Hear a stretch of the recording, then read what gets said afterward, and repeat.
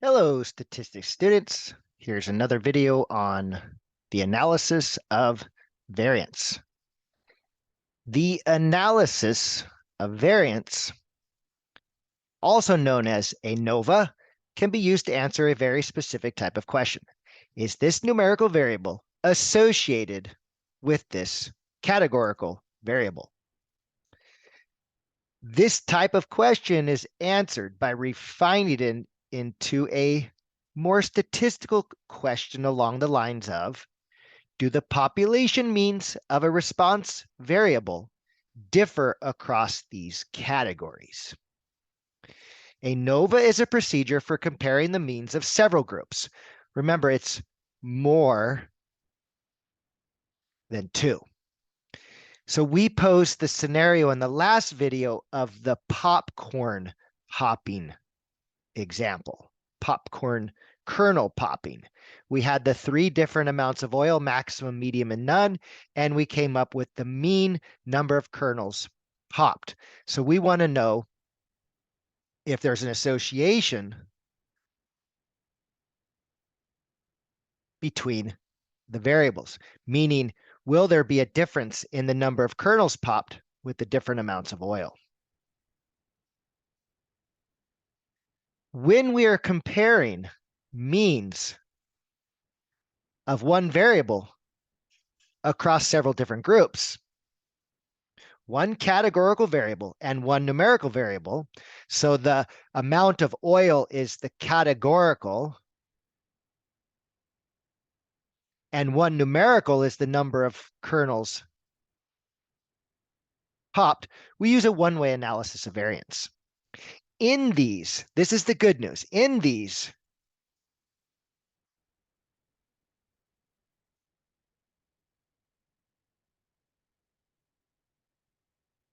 the null and alternative hypotheses are always the same for ANOVA. The null hypothesis is there's no association between the categorical variable and the numerical variable. The population means are the same for all categories. So for popcorn, that there isn't going to be a difference in the amount of oil in terms of number of kernels popped. The alternative is there is an association. The population means of the categories differ. So we'll talk about this one in a little more detail because this one is not entirely that easy. Another way of stating this is to consider the different groups of the categorical variable. In terms of the mean number of kernels popped. For example, the popcorn experiment, we had k equal to 3, meaning we had three different groups, no oil, medium oil, or maximum oil, and we had a mean number of kernels popped. We saw in our example that mu for none was 19.75, mu for medium was 19.75, and mu for maximum was 13.47. So the null hypothesis is that there is no difference in the amount of kernels popped. There is no difference in the means. And the alternative is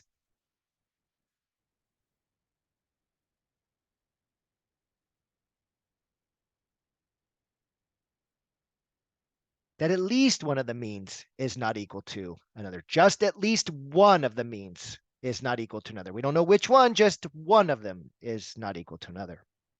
So in the context of popping corn, the null hypothesis says that no matter what amount of oil you use, you'll get the same mean number of kernels popped.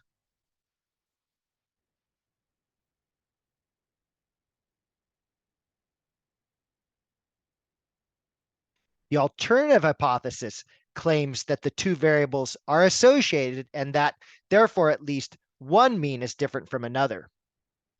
Different amounts of oil are associated with differing numbers of kernels popped. In a controlled study such as this one, we can claim causality, meaning changing the amount of oil results in a different mean number of popped kernels. Rejecting the null hypothesis for ANOVA is usually unfulfilling because we said the alternative was at least one of the means is not equal to another. So in this case, we learned that at least one of the means is different from another, but we don't know which one. We do not learn whether there is more than one, there's just at least one.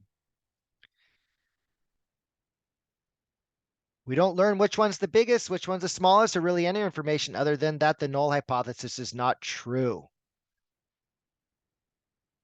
For this reason, an ANOVA test is often followed up with an exploration to look further at the relationship of the groups to one another.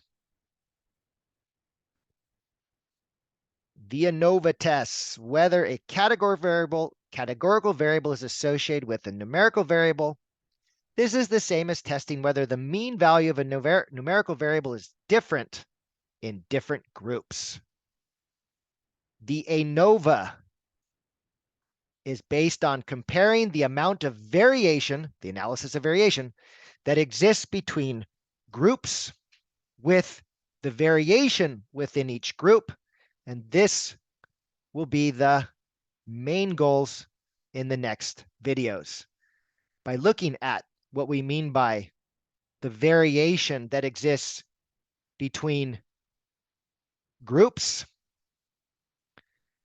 with variation within each group. So between the groups means across the groups, meaning checking the means. The variation within each group is how each individual group varies. And so this will be the content of the next video, visualizing this. And this concludes the video, what I would call the second introduction to the analysis of variation.